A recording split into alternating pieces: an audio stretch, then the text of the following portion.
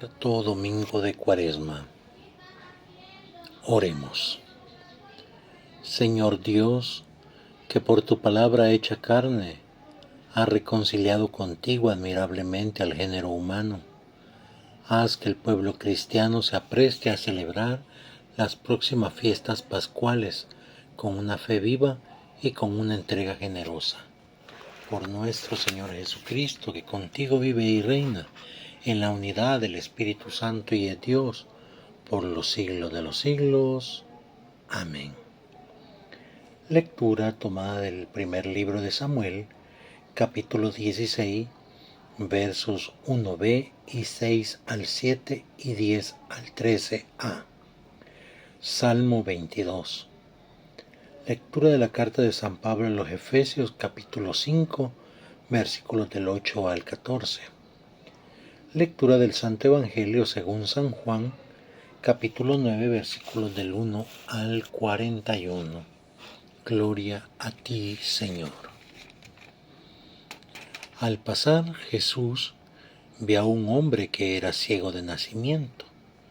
Sus discípulos le preguntaron: Maestro, ¿quién ha pecado para que esté ciego, él o sus padres? Jesús respondió: No es por haber pecado él o sus padres, sino para que las obras de Dios se manifiesten claramente. Mientras es de día, tenemos que hacer la obra del que me ha enviado, porque vendrá la noche, cuando nadie puede trabajar. Mientras estoy en el mundo, soy la luz del mundo. Dicho esto, hizo un poco de lodo con tierra y saliva. Untó con él los ojos del ciego y le dijo: Vete y lávate en la piscina de Siloé, que quiere decir el enviado. El ciego fue, se lavó y cuando volvió veía claramente. Sus vecinos y los que lo habían visto pidiendo limosna decían: ¿No es este el que se sentaba aquí y pedía limosna? Unos decían: es él. Otros, en cambio, no, es uno que se le parece. Pero él afirmaba: sí, soy yo. Le preguntaron: ¿cómo es que ahora puedes ver? Contestó: ese hombre al que llaman Jesús hizo barro, me lo aplicó a los ojos y me dijo que fuera a lavarme a la piscina de Siloé. Fui, me lavé y veo. Le preguntaron: ¿dónde está él? Contestó: no lo sé. La gente llevó ante los fariseos al que había sido ciego, pero coincidió que ese día en que Jesús hizo lodo y abrió los ojos al ciego, era día de descanso.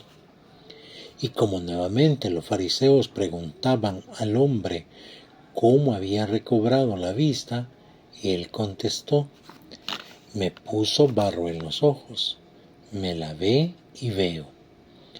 Algunos fariseos pues dijeron: ese hombre que trabaja en día sábado no puede venir de Dios.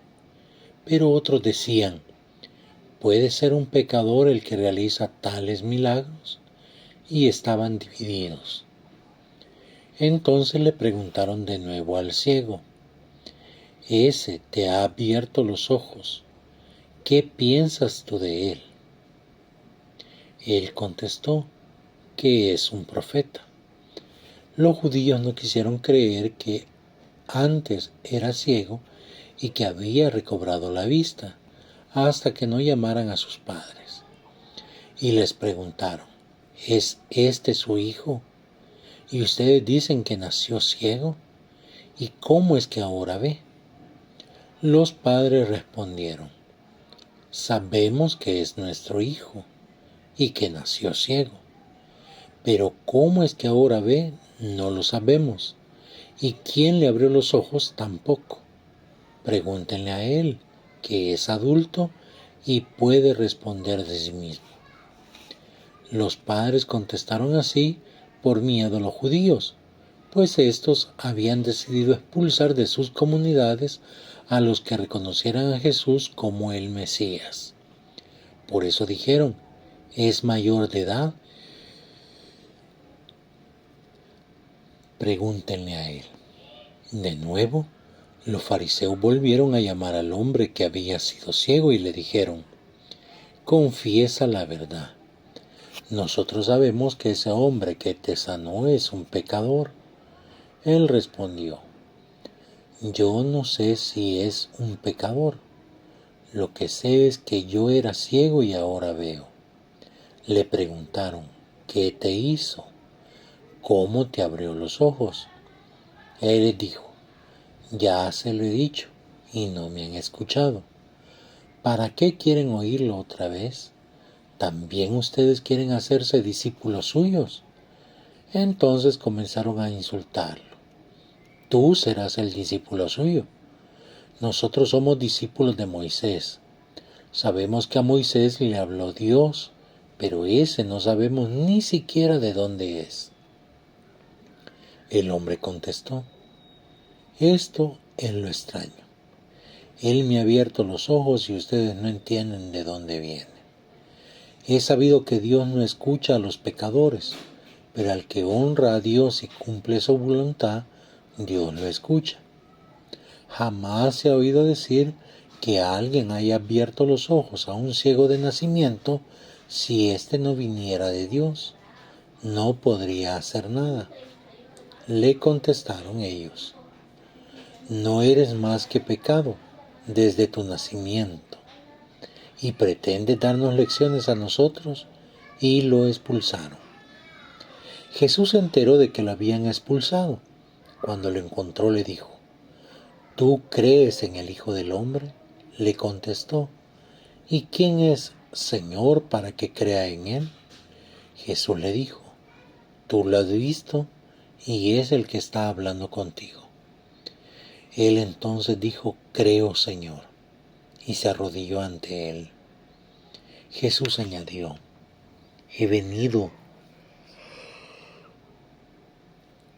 a este mundo para llevar a cabo un juicio. Los que no ven verán, y los que ven se volverán ciegos.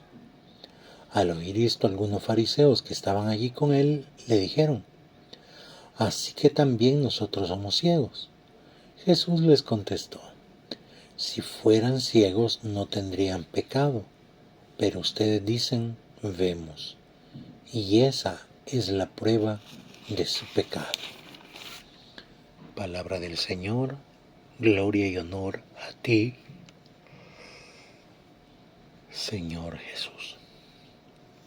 Queridos hermanos, en este domingo létare, donde el tiempo de Cuaresma hace una pauta para que todos nosotros estemos listos y prontos a la celebración que se nos acerca de la fiesta pascual, el momento en el que Cristo vencerá a la muerte y resucitará con poder, con gloria proveniente de Dios, por la cual todos nosotros sabremos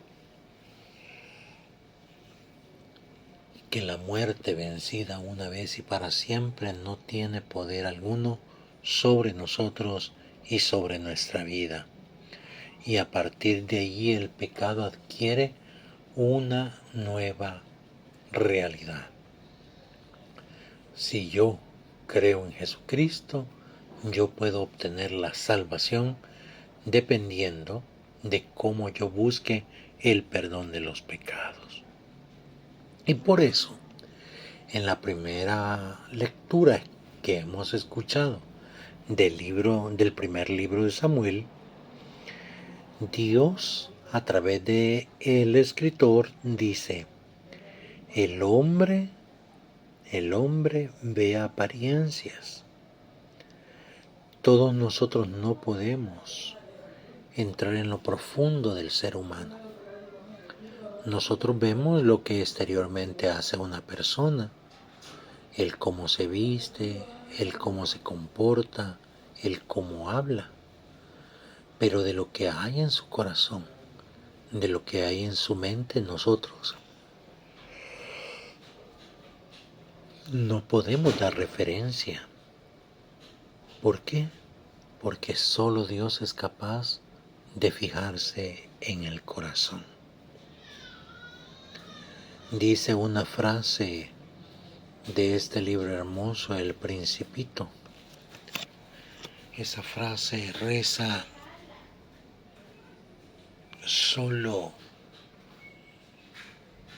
se ve bien con el corazón. Lo esencial es invisible a los ojos. Y Dios tiene esa realidad. Dios ve en el corazón de cada uno de nosotros, de lo que carecemos, de lo que sufrimos, de lo que padecemos. Dios es el único que puede ver lo más profundo de nuestro ser, de nuestros pensamientos. Dios no se deja llevar por las apariencias que muchas veces nosotros queremos tener. Aparentamos ser felices. Aparentamos estar alegres. Aparentamos estar contentos. Aparentamos ser buenas personas. Aparentamos ser buenos cristianos. Aparentamos ser buenas familias, buenos hermanos. Aparentamos ser buenos amigos. Aparentamos tantas cosas y en esas apariencias al final quedamos total y completamente vacíos delante de Dios. Porque tratamos de llenar toda nuestra vida de esas apariencias y se nos olvida llenar nuestro corazón de bondad, de misericordia. Y por eso hoy que se nos narra la elección de David para ser ungido por Dios como el rey que tomará posesión del pueblo de Israel, hemos escuchado cómo los diferentes hijos de Jesé, desde el más grande, hermoso en apariencia, fuerte, valiente, Dios no le interesa las apariencias de ellos. Dios ha escudriñado y visto el corazón del más pequeño dentro de ellos y un cuidador del rebaño, alguien que anda pastoreando ovejas, alguien que anda cuidando ovejas. Y por eso le dice Samuel a Jesé: mientras no venga el último de tus hijos, no podremos sentarnos a la mesa. Cuando David dice, el libro se acerca, era un joven atrayente a los ojos, muy bien visto a los ojos humanos, pero su corazón era más importante para Dios. Y le dice al profeta: levántate, úngelo, porque este es mi elegido. Este es el que yo unjo para la tarea que le será asignada en el pueblo de Israel. Y así es entonces como Samuel unge a David, del cual surgirá toda una generación completa, donde Dios podrá posar todo su ser, toda su misericordia sobre ellos. Un pueblo que Dios se escoge y Dios se elige para que ese pueblo pueda obtener la salvación. Y por eso la carta de San Pablo a los Efesios viene y nos confirma lo que ha ocurrido de la elección y la unción de David en la primera lectura. Viene la carta a los Efesios y nos dice: ustedes pertenecen a la luz.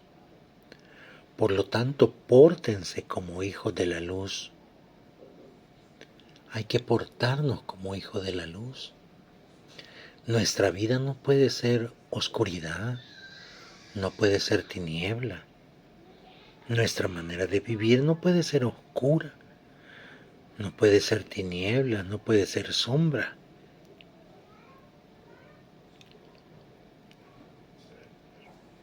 Todo lo que hacemos, todo lo que vivimos debería de ser reflejo de la luz. Y por eso en el bautismo el signo de que somos verdaderamente hijos de la luz es cuando nuestros padres, nuestros padrinos reciben aquella vela encendida que nos recuerda que nosotros somos hijos de la luz. Y al ser hijos de la luz, dice San Pablo a los Efesios, tenemos que tener 3 comportamientos que debe de tener todos los que son hijos de la luz.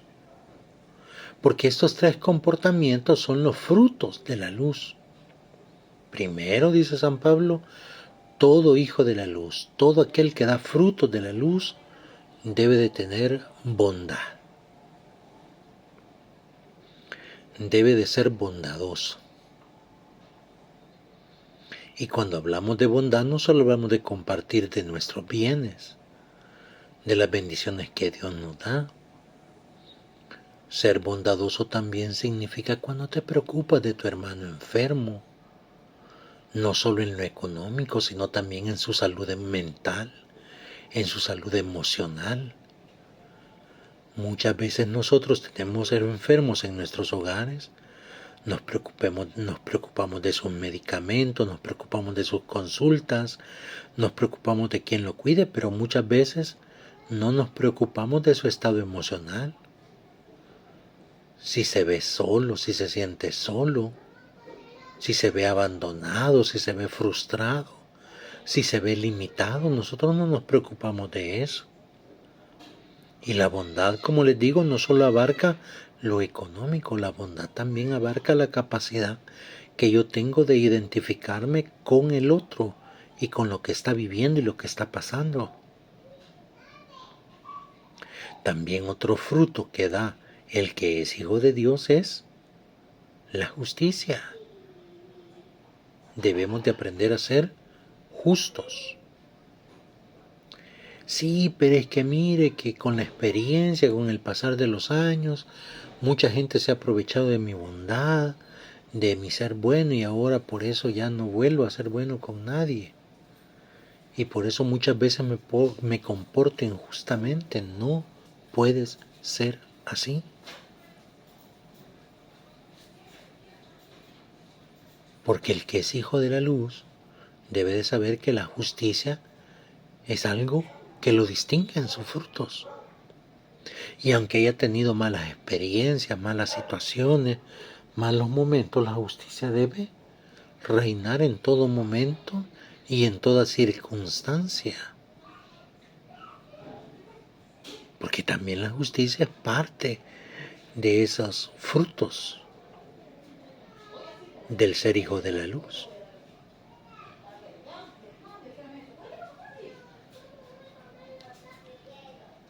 Pero también es importante que el que da frutos de la luz dé frutos acerca de la verdad.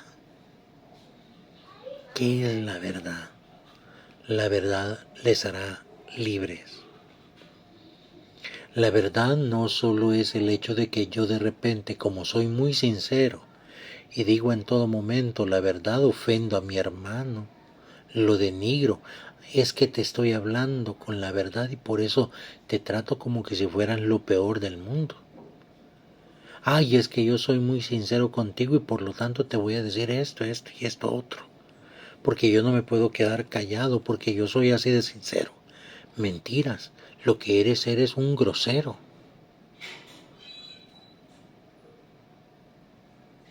Eres una persona impaciente. La verdad es la capacidad que yo tengo de decirle a una persona lo que está haciendo de malo, invitándolo a convertirse, a transformarse, no a denigrarlo, no a humillarlo, no a hacerlo sentir triste, no a hacerlo sentirse decepcionado. Muchas veces decimos la verdad sin medir consecuencias, sin saber que posiblemente la otra persona, al escuchar tu forma de decir la verdad, automáticamente esa persona se ve como lo peor del mundo y no vuelve a acercarse ni a ti ni a ninguna otra persona, por la manera cruel que muchas veces queremos decir la verdad o la aparente verdad que nosotros creemos tener. Y por eso San Pablo evoca una frase muy hermosa para todos nosotros en este tiempo de conversión, en este tiempo de transformación, en este tiempo de renovación de nuestra relación con Dios. ¿Por qué? Porque a San Pablo le interesa que nosotros, ya a 2 domingos de iniciar la Semana Mayor, las fiestas grandes de la Pascua, todos nosotros estemos listos y atentos a lo que se nos viene.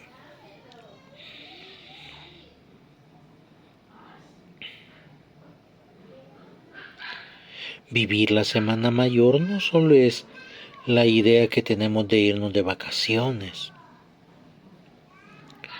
o vivir retiros, o estar permanente y consecuentemente dentro del templo de nuestras parroquias, no. La Semana Mayor es el momento culmen en el cual mi conversión y mi reconciliación con Dios me lleva a convencerme de que realmente fuera de Dios no hay nada, ni habrá nada. ¿Por qué? Porque Dios es la única esperanza. Dios es lo único que queda en nuestra vida. Dios es lo más grande y eterno que puede haber para cada uno de nosotros. ¿Por qué? Porque es un Dios de amor, un Dios misericordioso, un Dios que nos ama.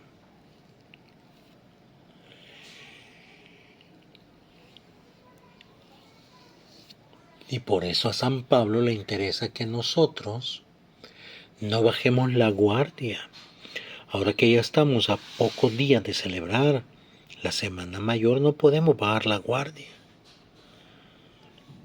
No podemos descansar, no podemos decir me voy a sentar a descansar y a esperar que pase el tiempo. No puedo hacer eso, dice San Pablo. Y por eso él da una hermosa frase: despierta tú que duermes, despierta tú que duermes. Tú que te has dormido en tus laureles, tú que te has dormido sabiendo que ya Dios llegó a ti, que te has convertido, que te has transformado, pero te has vuelto a dormir, despiértate. Levántate de entre los muertos. Muchos de nosotros estamos muertos en nuestra fe, muertos en nuestra entrega, muertos en nuestro compromiso al Señor. Andamos como muertos vivientes, donde la soledad, la frustración, los problemas y las dificultades son más fuertes que nuestra alegría de vivir y de existir.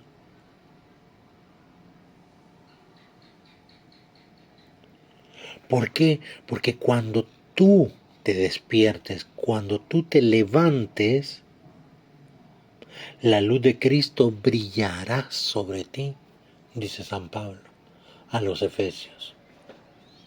Cuando nosotros, queridos hermanos, reaccionamos a nuestra dormición, cuando nosotros reaccionamos a nuestra muerte en vida, La luz de Cristo brilla en nosotros. ¿Por qué? Porque somos hombres y mujeres convertidos al Señor.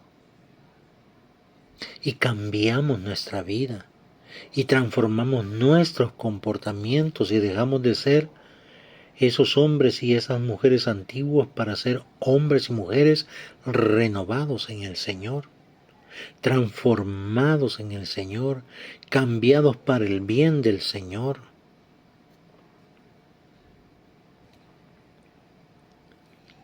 Y por eso, cuando hemos escuchado ahora el Evangelio de Juan, hemos escuchado el hermoso momento del milagro de Jesús sanando a un ciego de nacimiento. Fíjense, San Pablo nos pide a cada uno de nosotros estar despiertos, levantarnos, porque la luz de Cristo va a brillar en nosotros. Veamos entonces cómo sucede o cómo llega ese brillo de la luz de Cristo en nosotros.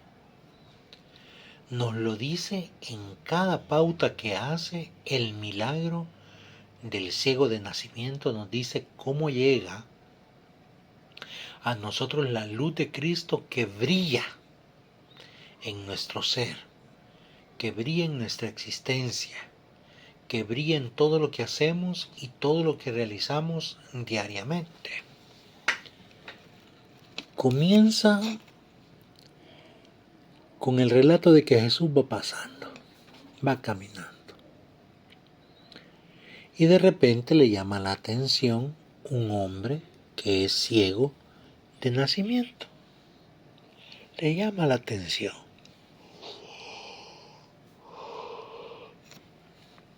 ¿Cuántos de nosotros, hermanos, a pesar de que vemos con los ojos de nuestro cuerpo, somos ciegos? No vemos el pecado, no vemos el peligro. Cuando uno es niño no mide el peligro. No mide el peligro, no mide el peligro del fuego, no mide el peligro del agua, no mide ningún peligro porque no ve el peligro en nada. Y ustedes lo pueden comprobar en sus hijos, recordarlo en sus hijos. Ve a aquel hombre que es ciego de nacimiento. Nosotros al igual somos ciegos desde nuestro nacimiento. ¿Por qué? Porque en lugar de buscar y de ver a Dios, muchos de nosotros hemos visto tantas otras cosas menos lo que Dios realiza en nosotros desde nuestra concepción, pasando por nuestro nacimiento, nuestro crecimiento y lo que ahora somos.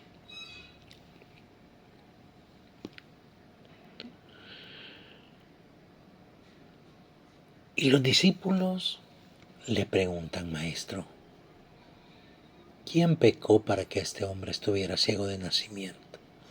¿Él o sus padres? Hay que recordar aquí que para el israelita, para el judío, si tus papás pecaban, tú que eres hijo, cargas con el pecado de tus padres. Dios castigaba a los padres en los hijos. Y si un hijo nacía con alguna discapacidad o con alguna capacidad diversa, era visto como el castigo que Dios mandaba a aquellos padres por haber pecado en contra de Él. Y de allí surge la pregunta de los discípulos para Jesús. Muchos de nosotros, queridos hermanos, en la vida cargamos no el pecado de nuestros padres, sino un pecado generacional, donde muchos de nosotros venimos de generaciones que en lugar de vivir su fe, han vivido la fe en el demonio, han vivido su fe en la brujería, han vivido su fe en el asesinato y en tantos comportamientos que los llevaron a ser y a contradecir el amor de Dios y la misericordia de Dios.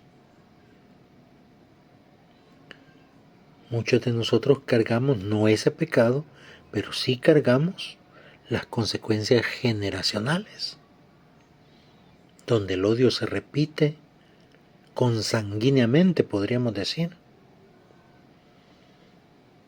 donde el odio se transmite de un corazón al otro. Y por eso no es bueno a los hijos enseñarles a que odien a los demás, porque transmitimos el odio que nosotros llevamos como adultos, lo transmitimos a los niños. Y ellos a su vez lo van transmitiendo a sus hijos, y así es como el mal progresa en medio del mundo. Porque nosotros no le damos una manera de cortar ese mal. Y lo seguimos fomentando. Y lo seguimos acrecentando. Y Jesús le responde a sus discípulos, miren, no hay pecado de él, no hay pecado de los padres, sino lo que sucede es que aquí se va a manifestar Dios. Fíjense qué frase esperanzadora de parte de Jesús. ¿Por qué? Porque en nuestra vida todos nosotros pasamos problemas. Problemas económicos, problemas de familia, problemas del hogar, problemas del trabajo, problemas personales, tristezas, abandonos, decepciones, frustraciones. Como seres humanos pasamos muchas cosas. Y hoy Jesús es bien claro al decirnos, miren, lo que ustedes viven, lo que ustedes pasan, no es otra cosa más que la oportunidad de que Dios se manifieste. La oportunidad de que Dios se manifieste en ustedes. Y por eso les dice a sus discípulos, miren, no ha pecado él, no han pecado sus padres, sino que simple y sencillamente esta situación va a servir ¿para qué? Para manifestar claramente las obras de Dios. Quiere decir entonces que todo lo que nosotros vivimos y todo lo que nosotros pasamos, si lográramos entender con el corazón y con nuestra mente, nos diéramos cuenta que todo lo que sufrimos, todo lo que pasamos, sirve para que las obras de Dios se manifiesten en nuestra vida, para que sus obras de amor se manifiesten en nosotros, para que su misericordia se manifieste en nuestras vidas y en nuestra existencia.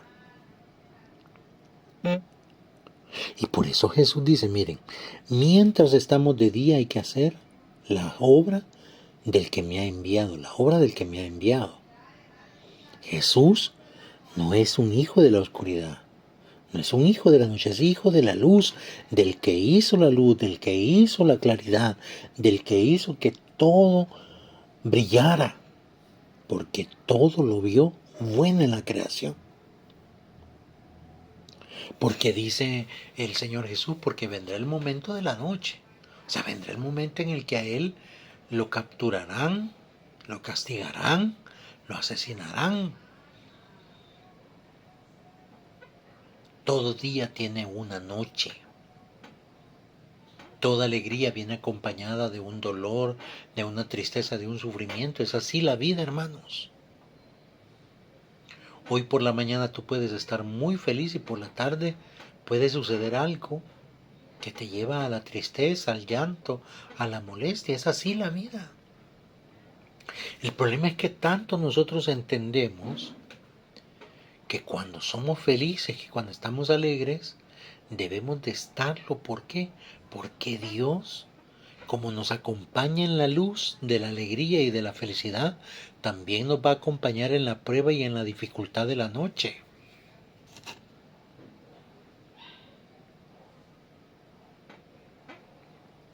Pero debemos de estar convencidos nosotros de esa realidad.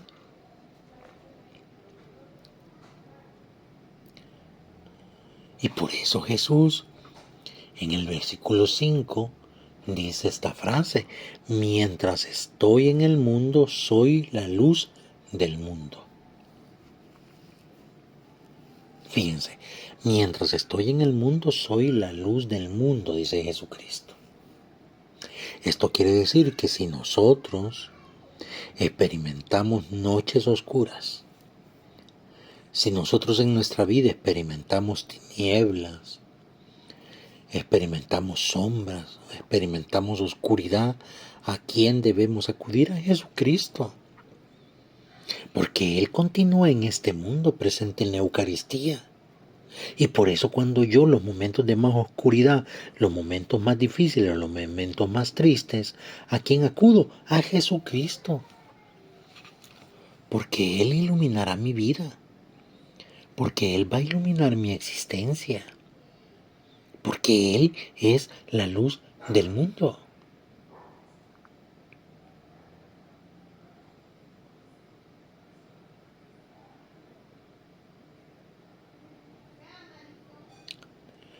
Después que dice esta frase, hace un poco de lodo con tierra y saliva y se lo coloca en los ojos al ciego.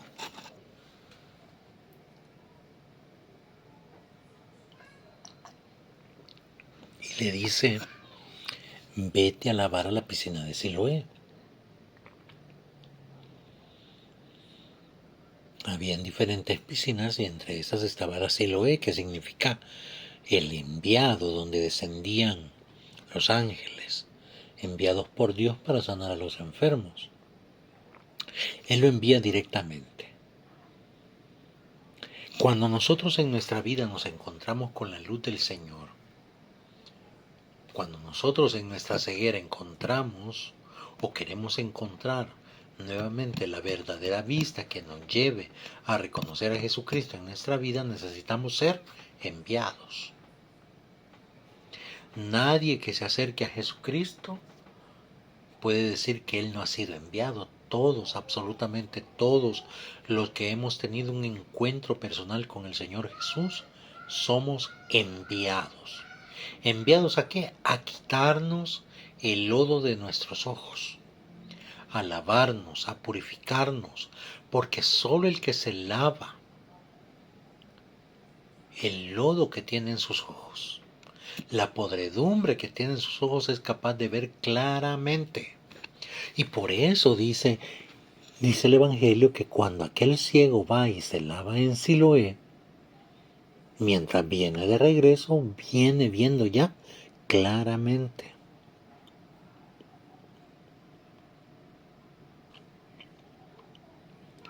Y entonces surge la gran sorpresa para todos. Y es de que no era el ciego de nacimiento, que no se sentaba aquí junto a nosotros, y porque ahora dice que ve. Como de costumbre el ser humano, la envidia, el resentimiento, el no querer ver bien a los demás, le corroe por dentro.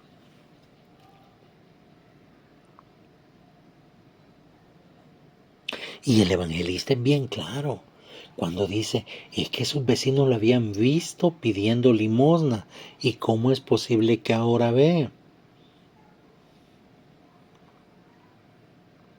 Unos afirmaban que sí era, otros afirmaban que se le parecía.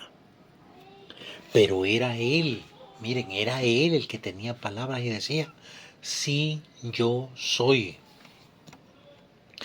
Cuando nuestros ojos se abren a la luz del Señor, cuando nuestros ojos se abren para ver claramente lo que hay en nuestra vida, nosotros somos capaces de reconocer nuestras limitantes, de reconocer quiénes somos y para qué hemos venido a este mundo. El problema es que muchos de nosotros aún seguimos con la costra en nuestros ojos y no sabemos ni para qué hemos venido a este mundo, y por eso destrozamos nuestra vida en los vicios, en el alcohol, en malos comportamientos, en infidelidades. ¿Por qué? Porque no sabemos ni quiénes somos nosotros. Si alguien en este momento te pregunta quién eres, ¿qué tú le contestarías? Y más profundamente, ¿quién eres tú para el Señor? ¿Quién eres tú para Dios? Pregúntate quién eres tú para Dios, quién eres tú para el Señor. ¿Qué lugar ocupas en la misión del Señor? Para ver si realmente has tenido la oportunidad de ver claramente el por qué Dios decidió traerte a este mundo, dejarte con vida, dejarte que superaras obstáculos, enfermedades, y estar a estas alturas en el 2025 celebrando el cuarto domingo de Cuaresma porque el Señor te ha dejado cuando mucha gente ya no está y ha regresado con Él al reino de los cielos. Porque a ti sí te ha dejado. ¿Por qué razón el Señor y qué misión el Señor tiene para ti? Pero debes de reconocerte a ti mismo. Aquel ciego, después de que se ha limpiado los ojos y ve claramente, y los demás dudan que si es o no es, él es muy claro en decir, sí, yo soy. Porque sabe quién es, porque sabe cuál es el sentido de haberse limpiado los ojos y de tener la vista.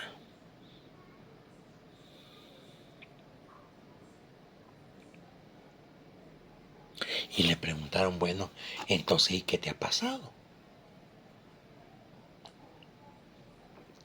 Y él les dice,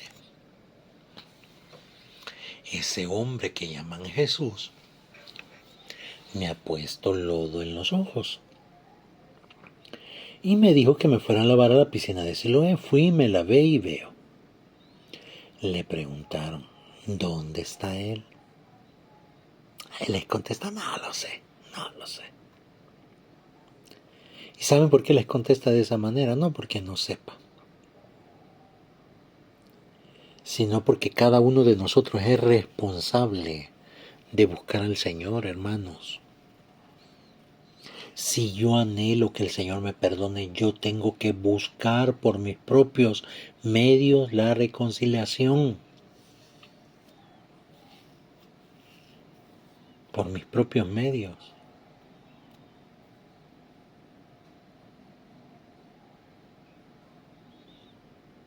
Muchos de nosotros tenemos la mala costumbre de automedicarnos, que si esta pastilla le cayó bien al compadre o a la comadre, pensamos que también a nosotros nos va a caer bien, y no es así. Porque cada uno de nosotros tiene diferentes organismos, diferentes reacciones del organismo, por lo tanto nosotros debemos de acercarnos a quien da la medicina, y por eso aquel hombre que ha recobrado la vista no sabe dónde está Jesús. ¿Por qué? Porque Él sabe perfectamente que cada quien lo busca dependiendo de su necesidad. ¿Qué necesidad tienes en estos momentos para buscar a Jesús?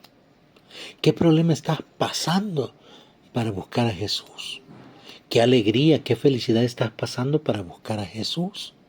Piénsalo y búscalo. Él se dejará encontrar. Es más seguro que Él te encuentre primero a ti y no tú a Él. ¿Por qué? Porque Él está dispuesto a encontrarte a ti por amor, por misericordia, por gracia, porque Él quiere lo mejor para ti y para tu familia y para toda tu existencia.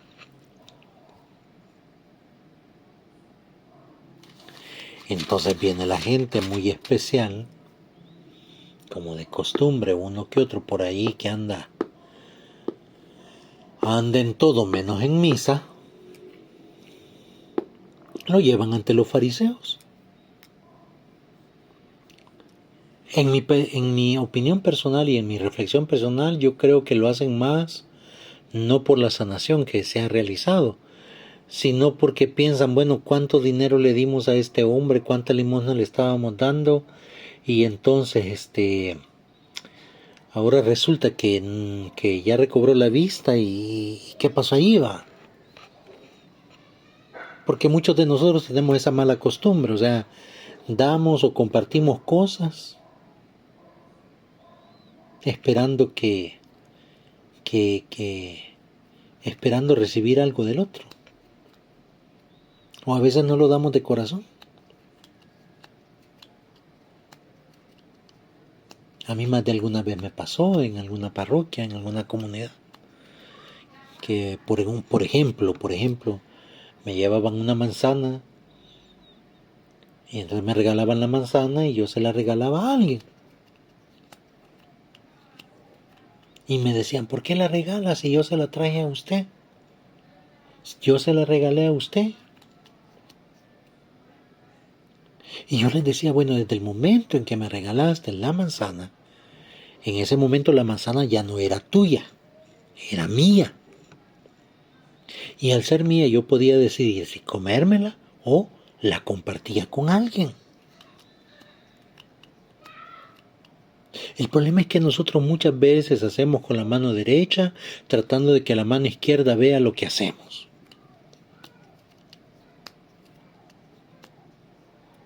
Nosotras muchas veces somos bondadosos nada más para la foto, para que nos vean, pero muchas veces no lo hacemos de corazón. Y mucha gente posiblemente molesta de que aquel hombre había pedido limosna por tanto tiempo y ahora ve y no les quiere explicar, no les quiere decir dónde está Jesús, lo llevan ante los fariseos. Y el detalle no está solo en eso, el detalle también está en que era día sábado en que Jesús no lo condenan por realizar el milagro, sino por la tierra donde echó saliva y por el lodo que hizo. Ese es el gran pecado. Por el esfuerzo que hizo de menear con el dedo la saliva con la tierra y hacer lodo y ponérselo en los ojos. Imagínense, queridos hermanos, cuánta gente, cuántos de nosotros nos identificamos con esa realidad, gente o personas que muchas veces nos critican, hablan tantas cosas de nosotros, hablan peste de nosotros, y ellos no hacen nada por la gente. No hacen ni dejan hacer.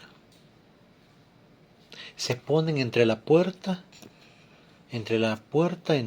entrar o salir, pero nunca se quitan. Y vienen a ser estorbos. Hay mucha gente así, lastimosamente, en nuestras comunidades de fe, en nuestros templos, en nuestras comunidades eclesiales. ¿Por qué? Porque hay gente que está más preocupada por falsas normas que por lo que Dios realmente quiere y desea para el ser humano.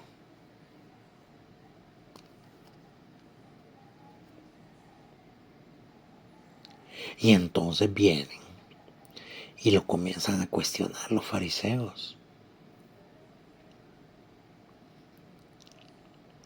Y los fariseos son bien tajantes. Este hombre, como ha hecho este esfuerzo en sábado o ha hecho este trabajo en sábado, no el milagro, les vuelvo a repetir, sino el lodo que hizo y que lo puso en los ojos del ciego. Este hombre, como ha hecho o ha trabajado en sábado, es un pecador. Está en contra de la ley de Dios.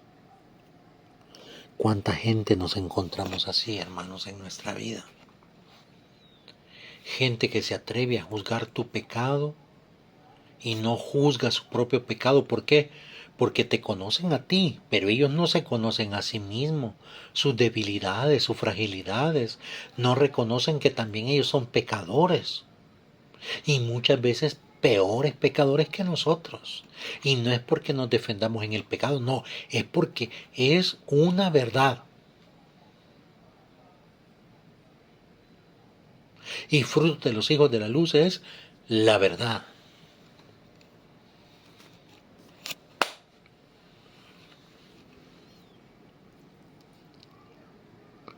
Y le vuelven a preguntar otra vez el proceso. Y le preguntan, ¿y tú qué piensas de este hombre? Y él les dice que es un profeta. Cuando él les dice que es un profeta, no le quieren creer absolutamente nada. Y dicen, bueno, vamos a llamar a los papás para que nos confirmen que este era ciego de nacimiento. Llaman a los papás. Los papás tienen una respuesta bien clara, muy, muy clara. Cuando le preguntan y les cuestionan de su hijo, que si es su hijo, que si era ciego, que si de verdad nació ciego. Los padres responden muy tranquilamente. Sabemos que nuestro hijo, que es nuestro hijo y que nació ciego. ¿Cómo es que ahora ve? No lo sabemos. Miren, hermanos, en la vida todos nosotros tenemos que aprender a ser muy claros con nuestros hijos. Nuestros hijos los conocemos cuando nacen, cuando crecen, pero llegada a cierta edad nosotros no sabemos qué hacen nuestros hijos. Y aunque tú quieras decir, no, es que mi hijo aquí, mi hijo allá, no es cierto. Porque hay cosas que tú no conoces de tu hijo. Y por lo tanto tampoco te puedes permitir criticar al hijo de otra persona. Porque si no conoces ni a los tuyos, mucho menos vas a conocer a los hijos de otra persona. Mucho menos.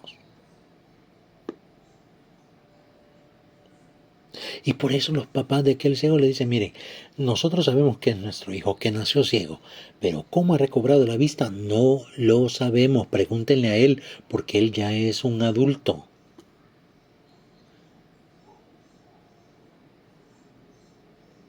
Qué hermosa enseñanza de los padres. ¿Por qué? Porque a veces, como papás, queremos que nuestros hijos de 40, 30, 20 años anden contándonos todo, diciéndonos todo. Hay hijos que lo hacen porque tienen mucha confianza, pero hay hijos que no. ¿Por qué? Porque llegan a una etapa en que ellos deben de responder por su fe, no ustedes. Ellos deben de responder a Dios por sus acciones, no ustedes. Es nuestro hijo, sabemos que nació ciego, pero cómo ve, no lo sé. Pregúntenle ustedes a él. Ya es un adulto.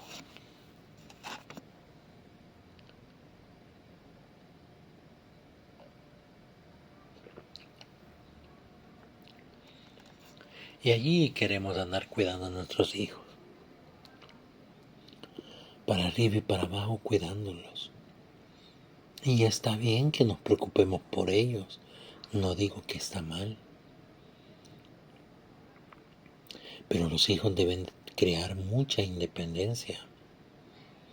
Porque tarde o temprano tú ya no estarás con ellos.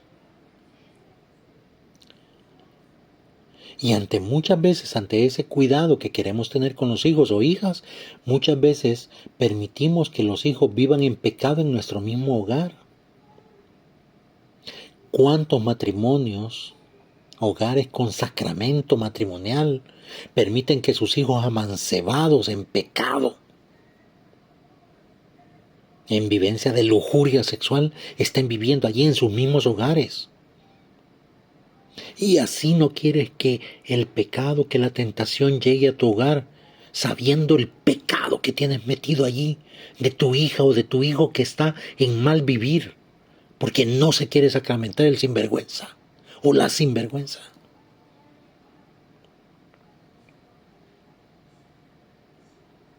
Y dejas que el pecado de él o de ella corroa tu sacramento. Destruyas tu sacramento. ¿Por qué? Porque le has dado cabida al pecado en tu hogar, en tu casa.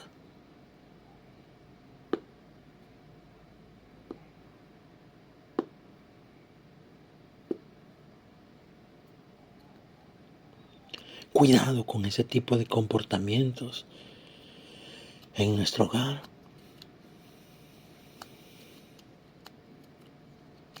Aquellos padres, dice el evangelista, contestaron así porque ya los fariseos ya los habían amenazado que los iban a expulsar de la comunidad.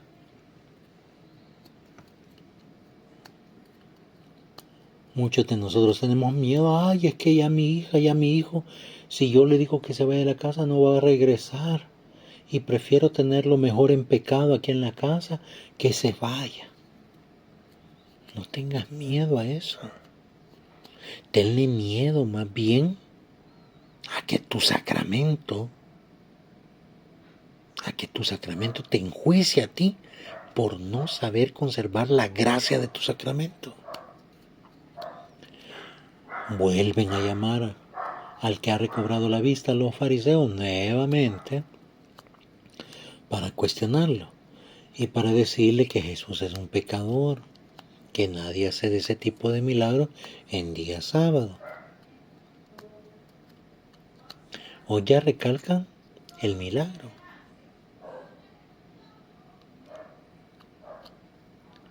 Y entonces ya el ciego, ya el que recobró la vista, ya cansado, ya hastiado, le dice, bueno, ya se los dije una vez, se los he hecho 2 veces, ¿por qué quieren volverlo a escuchar?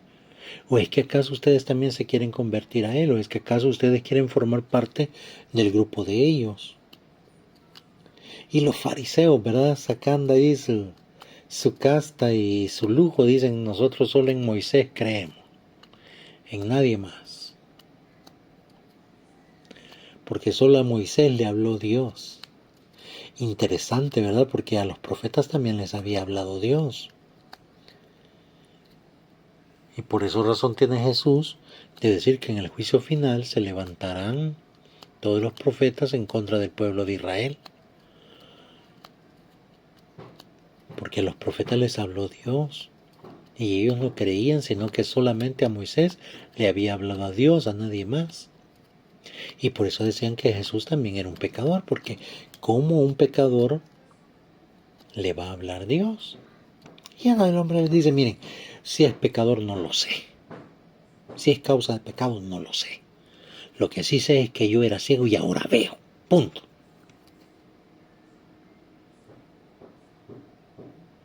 Entonces viene y les dice, miren, es extraño. Es extraño que Él me ha abierto los ojos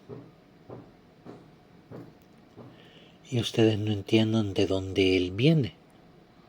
O sea, el milagro está hecho. Y los milagros solo vienen de Dios. No vienen de otro lugar.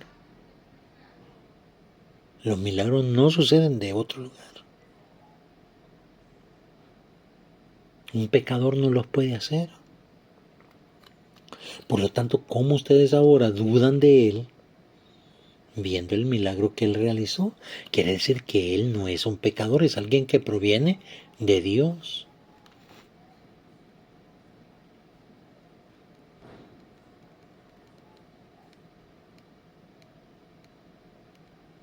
Porque no es sabido, como les digo, que alguien pueda realizar una obra milagrosa si no proviene de Dios, si no viene de Dios.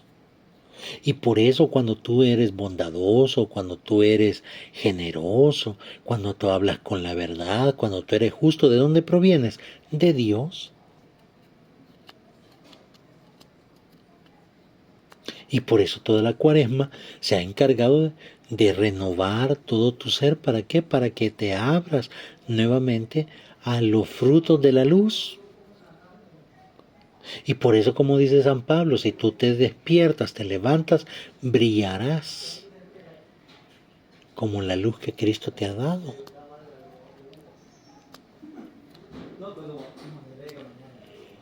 Y ante aquella enseñanza, ante aquellas palabras que les está dando el que ha recobrado la vista, los fariseos se molestan y le dicen, ¿cómo tú vas a venirnos a enseñar a nosotros, tú que eres pecado desde nacimiento?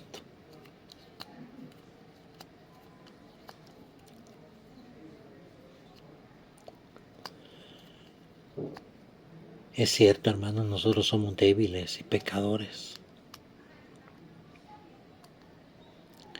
Pero cuando Dios viene a nuestra vida, todo cambia.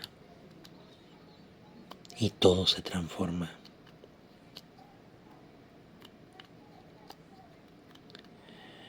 Muchas veces las mejores enseñanzas de fe, las mejores enseñanzas de entrega al Señor vienen del que creemos más pecador, del que creemos más pequeño e insignificante. De allí pueden provenir las mejores enseñanzas de fe. Al final expulsan a aquel hombre de la comunidad, lo expulsan del interrogatorio y se encuentran a Jesús, se encuentra a Jesús, se encuentra a Jesús.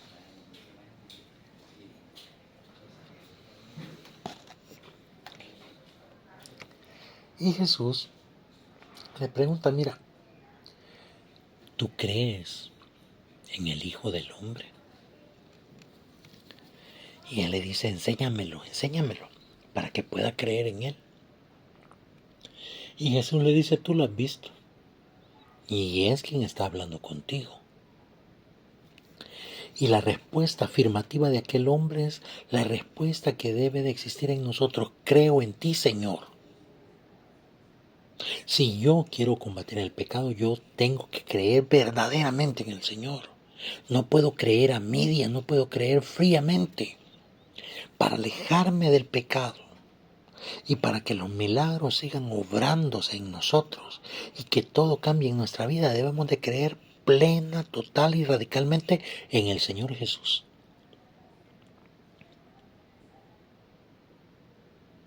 Y Jesús le dice, mira, he venido a este mundo para realizar un juicio, para que los que no vean, vean, recobren la vista, y para los que ven, se vuelvan ciegos.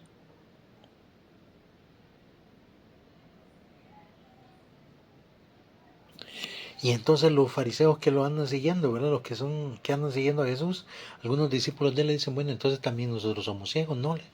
Les dicen, miren, el pecado de la ceguedad se confirma cuando ustedes dicen, vemos.